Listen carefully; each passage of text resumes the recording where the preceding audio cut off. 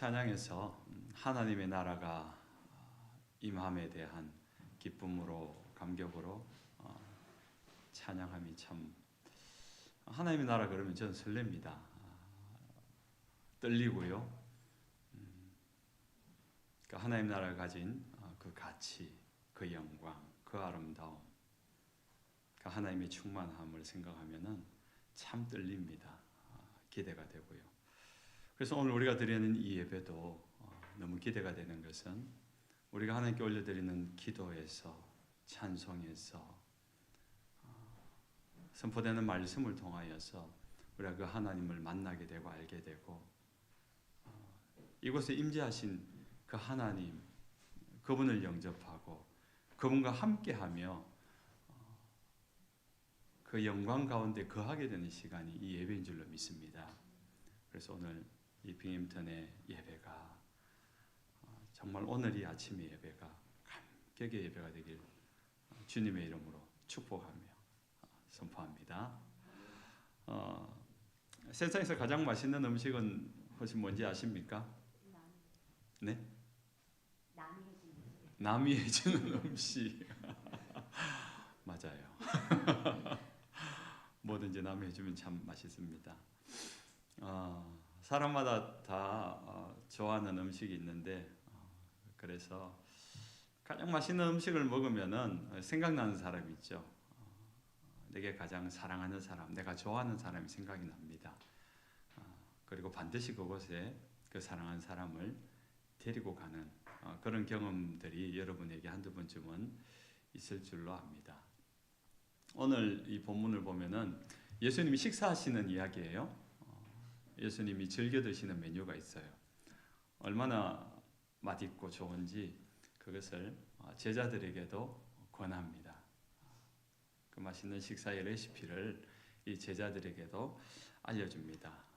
그리고 오늘 아침 우리에게도 그 주님의 식사 자리에 우리를 초대해서 함께 먹고 함께 그것을 기뻐하자라고 말씀하고 계십니다.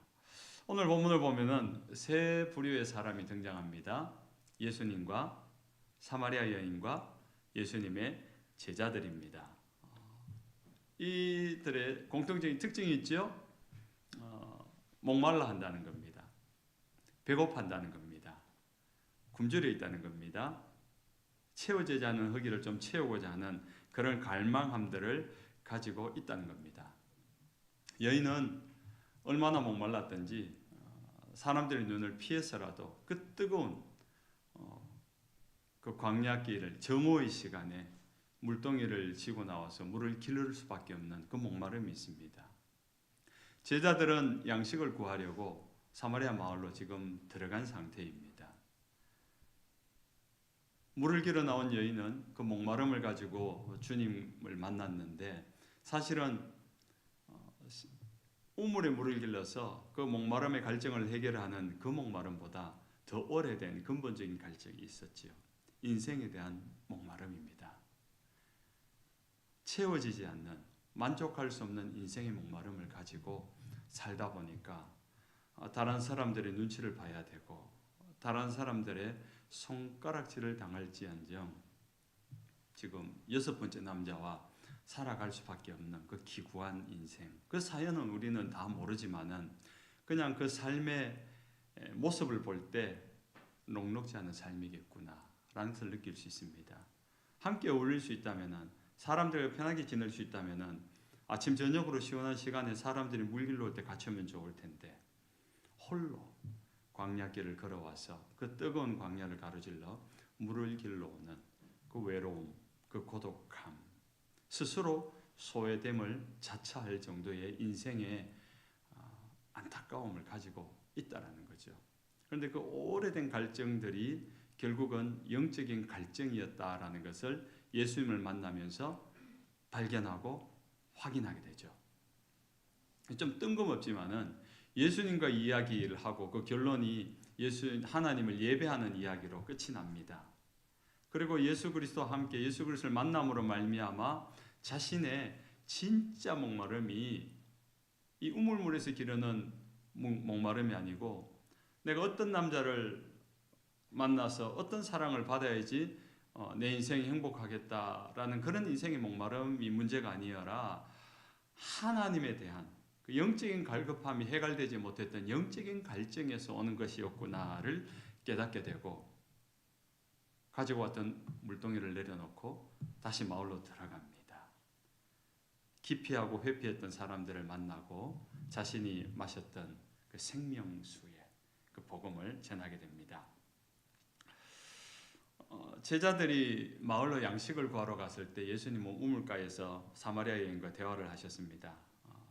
예수님이 전한 그 복음을 듣고 하나님에 대해서 또 예수님이 그리스도이심을 믿게 된 여인은 지금까지 지고 왔던 지금 우물가에 가지고 왔던 그 물동이를 아마 이게 사도 요한의 의도적인 표현이라고 생각합니다. 여자가 물동이를 버려두고 동네로 들어가서 사람들에게 이르되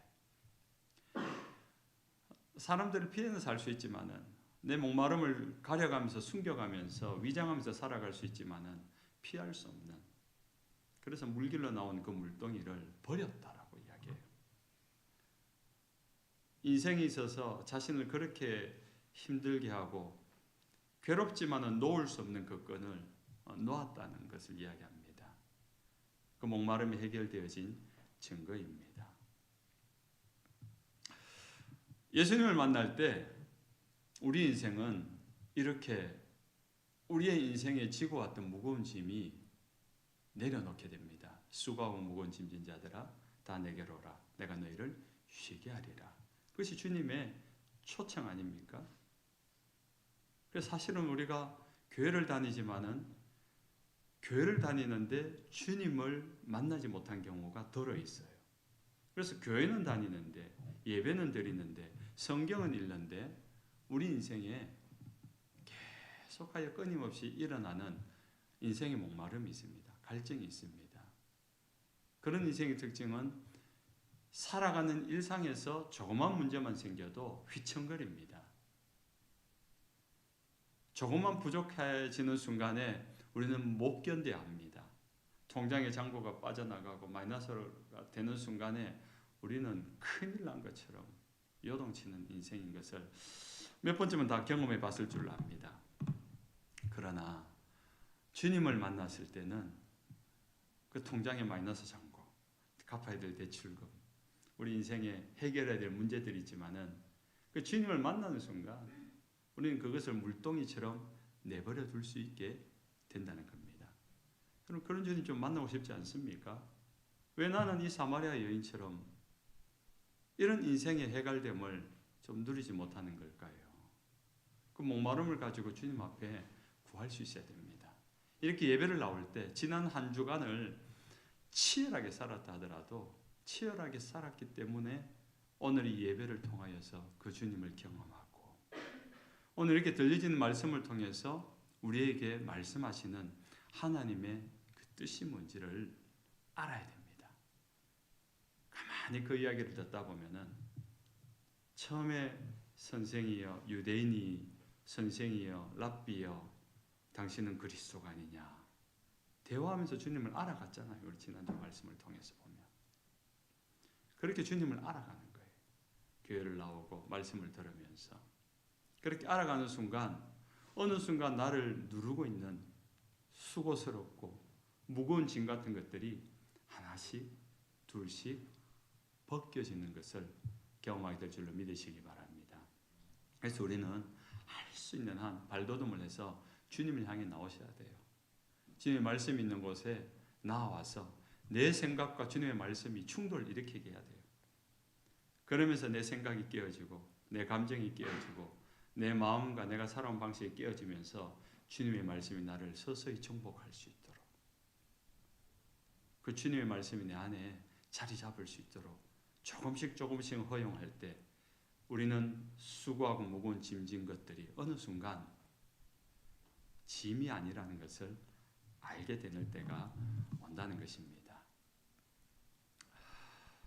절망적이 된 여인이 기쁨과 감격으로 마을로 돌아갈 때 마을로부터 제자들이 돌아왔습니다. 그리고 구해온 양식을 가지고 예수님에게 식사하기를 잡수소서 이렇게 말하죠. 그때 예수님이 이렇게 말합니다. 이르시되 내게는 너희가 알지 못하는 먹을 양식이 있느니라. 나는 이미 식사했는걸 이 말입니다. 제자들이 깜짝 놀랐습니다. 아니 우리가 마을에 가서 반나절을 돌아다니면서 겨우 음식을 이렇게 구해왔는데 누가 예수님에게 음식을 갖다 줬는가? 왜 배부르다고 하시지? 왜 배고프지 않다고 하시지? 근데 예수님은 나에게는 너희가 모르는 남모르는 양식이 있다. 식사가 있다라는 겁니다. 나의 양식은 나를 보내신 이의 뜻을 행하며 그의 일을 온전히 이루는 이것이니라 라면서 예수님의 레시피를 공개합니다. 근데 이 말씀이 똑같은 말씀이요. 요한복음에 한 번 더 반복되는데 요한복음 6장에 보면은 오병이의 기적을 이루고 난 다음에 예수님이 이렇게 말씀하십니다. 내가 하늘에서 내려온 것은 내 뜻을 행하려 함이 아니요 나를 보내신 이의 뜻을 행하려 함이니라. 그럼 나를 보내신 이의 뜻은 무엇이냐? 내게 주신 자 중에 내가 하나도 잃어버리지 아니하고 마지막 날에 다시 살리는 이것이니라. 내 아버지의 뜻은 아들을 보고 믿는 자마다 영생을 얻는 이것이니 라고 이야기합니다. 예수님의 양식이 뭐라고요? 하나님의 뜻을 행하는 거래요. 그러니까 하나님의 뜻이 뭐라고요?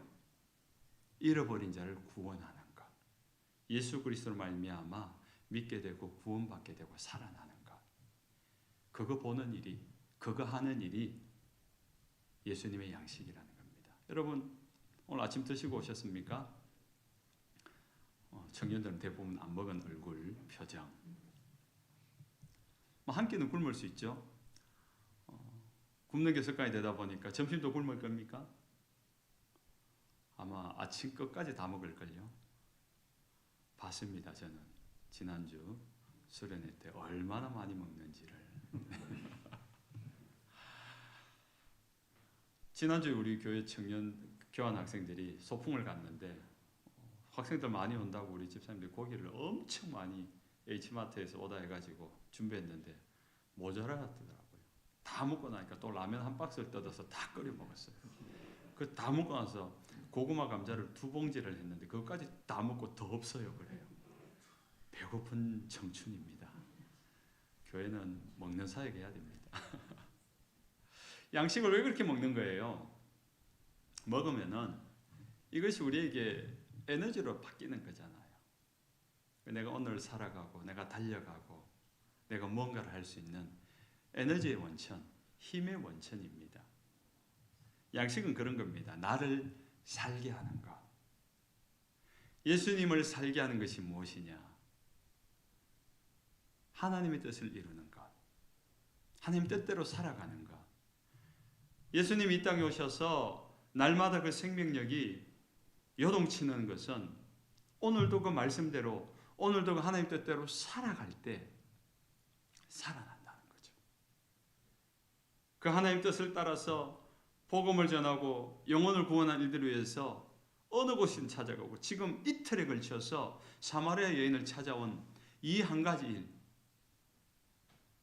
남들은 다 피해서 돌아가는 그 길을, 남들은 시원할 때 저녁에나 없는 그 길을 가장 뜨거운 정오에 도착하는, 그렇게 수고로움을 하는, 왜 이럴까? 아마 이유를 모르는 제자들은 예수님과 동행하면서 투덜투덜 불평 하지 않았겠습니까? 그러나 예수님의 얼굴은 밝았을 거예요.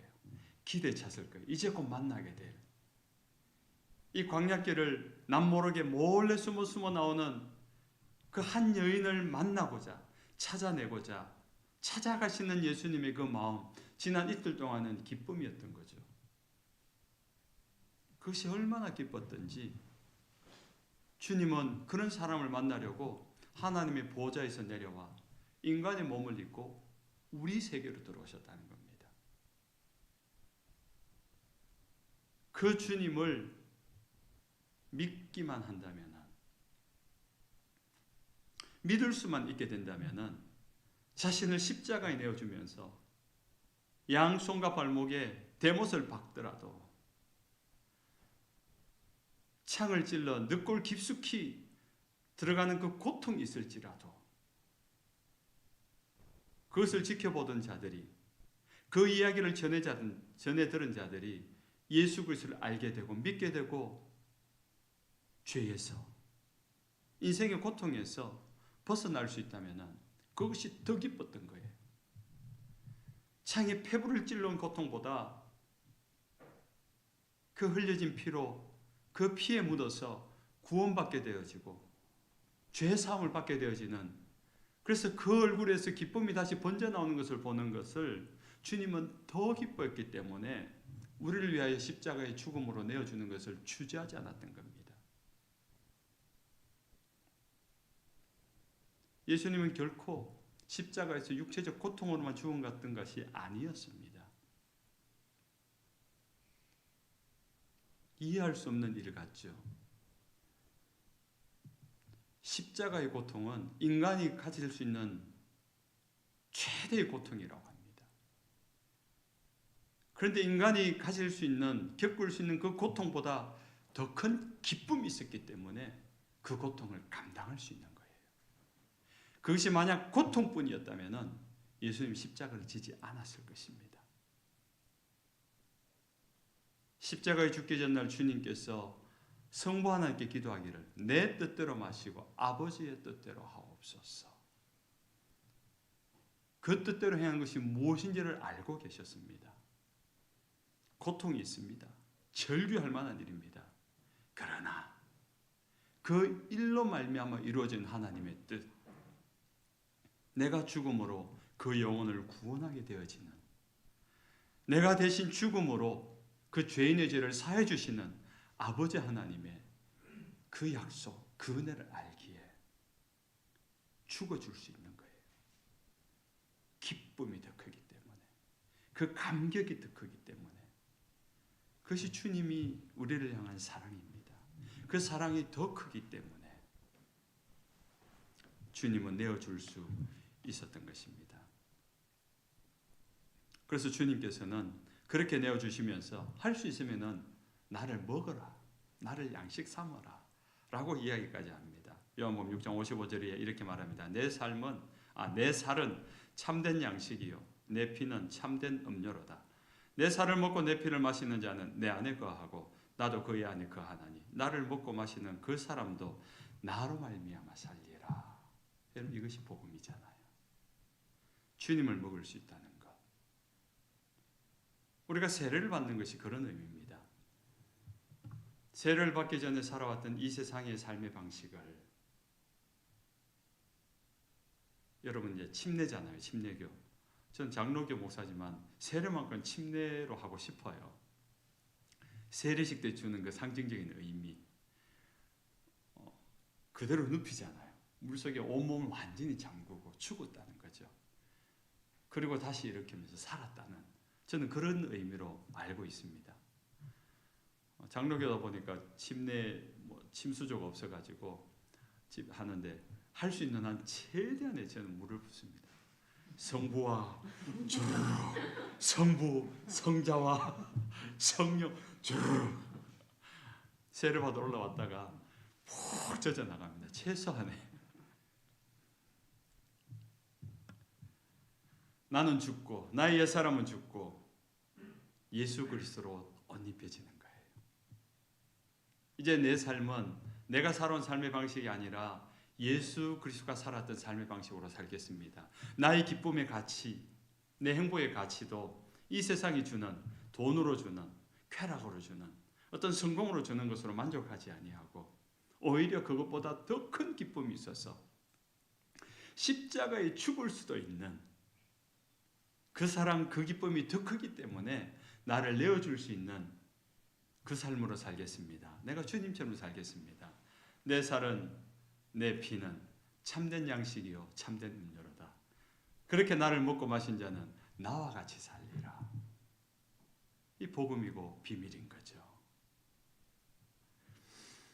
제자들이 구해온 음식을 주님은 드시지 않고 특별한 양식에 대해서 말씀하신 주님이 제자들에게 추수 이야기를 하기 시작합니다. 너희 눈을 들어 밭을 보라. 희어져 추수하게 되었도다.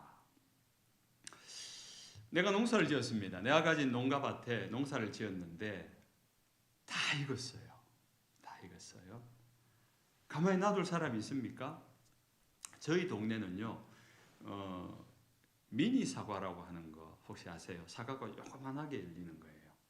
그 미니 사과 나무가 굉장히 많아요. 길가에도 있고, 뭐 동네에도 있고, 뭐 제 아내가 다녔던 메리우드 대학교도 보면은 정말 큰 미니 사과 나무인데 정말 예뻐요. 근데 어저께 학교 잠깐 들어갔다고 깜짝 놀랐어요.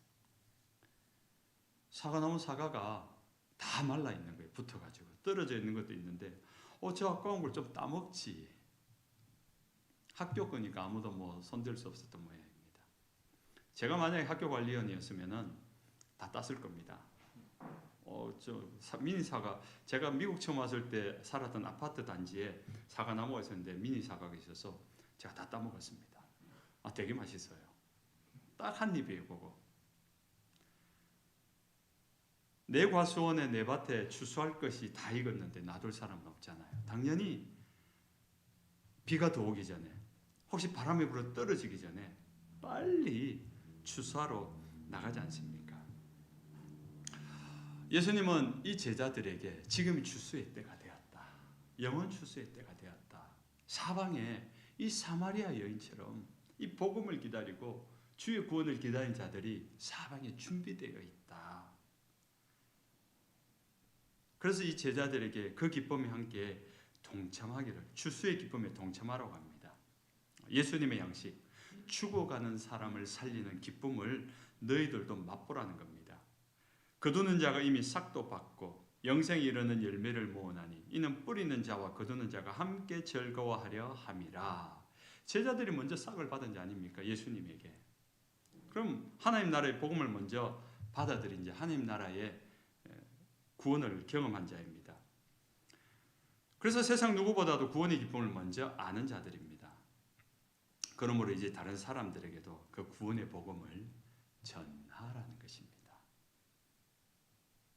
그래서 예수님이 사마리아 여인을 우물에서 만날 때 이 제자들을 마을로 돌려보낸 거예요. 양식을 구해오라고.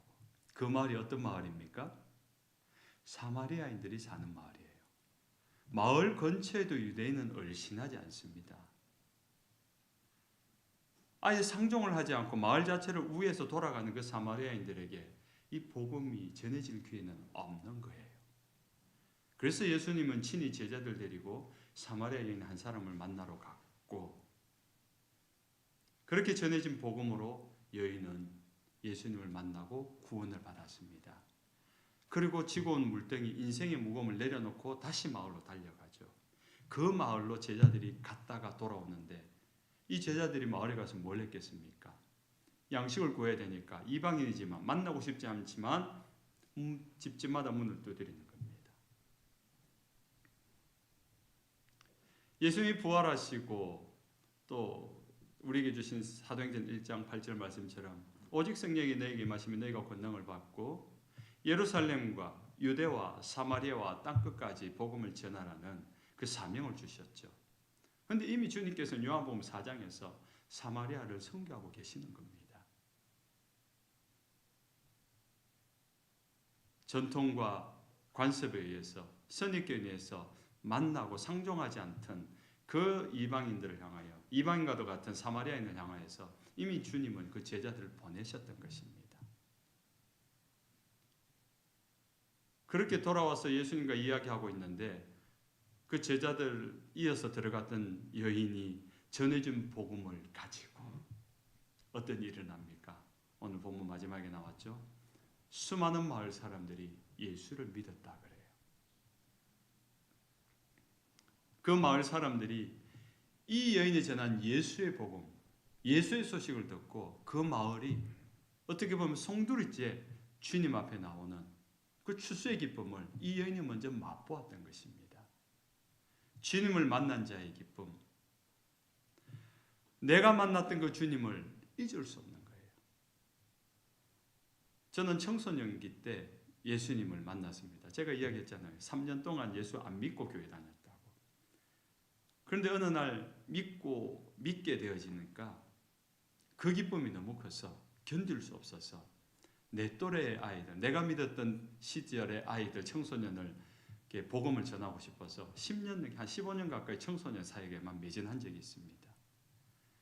그때 수많은 복음들이 전해졌고 가는 곳마다 놀랍도록 아이들이 입시 지옥이라는 한국에서 공부만 할 줄 알았는데 웬걸요. 학교마다 복음을 듣고자 하는 아이들이 기다리고 있고요. 본물처럼 쏟아져 나오고요. 그런데 그 가운데서 더 열심히 있는 아이들을 제자훈련을 시키는데 저는 고3만 맡았습니다. 고3만 맡아서 토요일 마치고 나온 오후 5시부터 밤 11시까지 말씀과 기도로만 고3 생활을 그렇게 보냈던 겁니다. 근데 그 아이들이 대부분 함께 기도했던 것처럼 선교사가 되었고 목사가 되었고 사모가 되었고 교회를 세우는 신실한 일꾼들이 되어서 정말 전국이 아니라 전 세계라고 감히 말할 정도로 복음에 반응하고 전하는 삶을 살아가는 것을 보게 됩니다. 저는 어제 어떤 한 교회에 수련회를 초대를 받아서 말씀을 전하고 왔습니다. 말씀을 전하고 왔는데 참석하려고 했던 분이 있었는데 사실은 뭐 그런 분이 참석하려고 한다 해가지고 교회를 안 다니시는 분인데 믿는 분의 어머니신데 연세가 90이 넘으셨대요. 그분의 이야기를 듣고 제가 지난 한 주간을 기도를 했습니다. 그분에게 좀 전도할 수 있도록 하나님께 처음 교회에 어떻게든 오게 됐다는데 마침 오는 날 아침에 낙상사고가 있어서 다치셔서 못 오신 거예요. 그래서 좀 안타까웠죠. 근데 줌으로 그 딸이 예배를 하면서 같이 말씀을 들었다라고 하는데 집회를 마치고 앉아서 이제 기도회를 같이 하는데 자꾸 그분 생각이 나는 거예요. 복음을 전해야 되겠다. 그분 사는 곳이 뉴저지예요. 그래서 그 담임 목사님에게 말씀드리고 제가 목사님 같이 좀 갈 수 있겠습니까? 제가 좀 복음을 전하고 싶은데 그래서 내일 아침 10시 반에 가기로 했습니다. 갔다가 봉변당할 수도 있어요. 왜 왔냐고. 뭐 나는 평생 뭐 다른 종교를 믿는데 망신당할 수도 있고요. 민망한 일이 발생할 수 있습니다. 당황스러운 일이 생길 수도 있죠. 그것이 두렵기 때문에 우리는 함부로 복음을 전하지 못한 경우가 많은데 그러다 보면은 뭐 그래도 강사 목사로 왔던 분이 했는데 아이고 뭐 목사님 복음 전해도 안 믿네. 같은 목사님 좀 쪽팔릴 수도 있습니다. 그런데요. 그럴 가능성이 더 크죠. 그런데 말이에요. 그 쪽팔림 때문에, 그 민망함 때문에, 그 당황스러움 때문에 이분에게 복음을 전하지 않아서 90이 넘었다 했잖아요. 오늘 돌아가셔도 이상한 분이 아닌 거예요. 복음을 듣지 못하고 돌아가신다면은 만약에 그분의 부고를 제가 그분이 돌아가셨어요. 예수 안 믿고 결국 돌아가셨어요. 이 말을 제가 어느 날 듣는다면은 좀 못 견딜 것 같아요. 차라리 지금 내가 쪽팔리는 게 낫지. 차라리 지금 내가 가서 거절당해서 당황스러운 게 낫지. 복음은 전해야 되는 거니까. 어쩌면 그분에게 처음이자 마지막으로 복음을 전하는 기회를 저에게 주셨을 수도 있잖아요. 2시간을 가서 5분을 전할지 10분을 전할지 모르겠지만 또 마치고 2시간 와야 되지만은 그 수고로움이 지금까지는 기대감이 있어요. 만약에 그분이 내일 믿게 된다면 대박 아닙니까? 그 기대감으로 기쁜 거예요. 그 기대감으로 달려가는 거예요. 이 100만 분의 1의 확률이라 하더라도. 그래서 기도하기를 하나님 어줍지 않게 서툰 말로 복음을 전할 텐데 그 집이 고넬료처럼 좀 성령께서 미리 좀 가주셔서 그 마음을 부들부들하게 좀 열어놓으시면은 내가 가서 그냥 예수 믿으세요 하는 순간 성령이 임하고 그분이 변하면 얼마나 좋을까요? 그렇게 기도하고 있습니다. 이귀학 씨입니다. 이귀학 씨. 제가 이름을 말한 이유는 맞아요. 여러분 생각하는 그거예요. 기도해야 되겠구나. 내일 오전까지 기도해 주십시오. 이귀학 씨. 다음 주에 내가 망신을 당한 이야기를 할지 놀라운 이야기를 할지 이왕이면은 쪽팔리지 않았으면 좋겠습니다. 같이 기도했던 여러분의 증거가 되었으면 좋겠습니다. 90년 넘게 예수 없이 살아온 인생이 마지막 기회일 수 있잖아요. 그 기쁨을 함께 누릴 수 있는 그 쪽팔림을 안고 이번 한 주간 살아가시면서 여러분이 만나는 사람들에게 복음을 전하십시오. 함께 식사하십시오. 이 식사는 진짜 식사.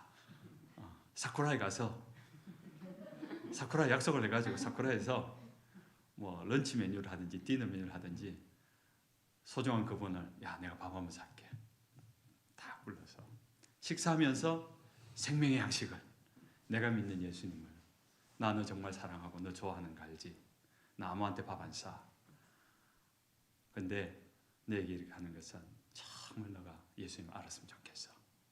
그 생명의 양식을 함께 나눌 수 있는 민망하고 당황스럽고 쪽팔릴 수 있지만 나중에 후회하지 않기 위해서 저는 그 후회를 하고 싶지 않아요.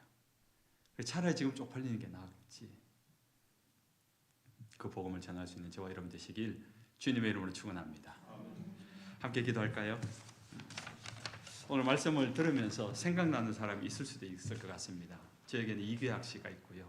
여러분에게는 여러분이 만날 사람들이 있습니다. 여러분을 통해서만 복음을 들을 수 있는 분들이 있는 줄 압니다. 여러분 가족 중에 아직 예수 믿지 않는 분이 있습니까? 여러분 친구 중에 아직 하나님을 고백하지 않는 자들이 있습니까? 그분들을 생각하면서 하나님 이분들을 주님께로 인도하옵소서. 나를 통한 이 복음이 흘러가게 하옵소서. 주님이 나누었던 가졌던 그 생명의 양식을 나도 가지고 나눌 수 있게 하옵소서. 그렇게 한번 기도하겠습니다. 아버지 하나님